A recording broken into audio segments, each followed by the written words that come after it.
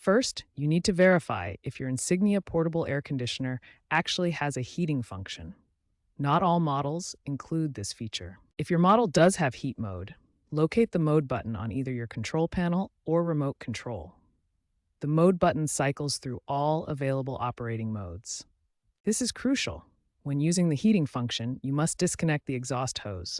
The exhaust hose is only needed for cooling mode, not for heating, fan, or dehumidify modes. Place your unit on a level surface with adequate space around it for proper airflow. Then set your desired temperature using the up and down arrows on the control panel or remote. Once activated, your unit should start producing heat.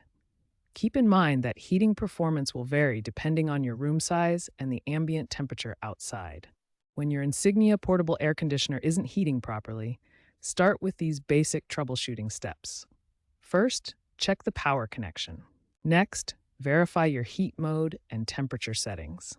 The unit must be set to heat mode with the target temperature higher than the current room temperature. A dirty air filter is one of the most common causes of heating problems.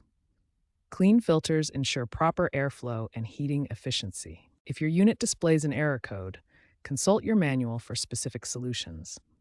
When in doubt, try resetting the unit by unplugging it for 5 to 10 minutes. Ensure your unit is properly sized for the room. An undersized unit will struggle to heat larger spaces effectively, leading to poor performance. If these steps don't resolve the issue, contact Insignia customer support.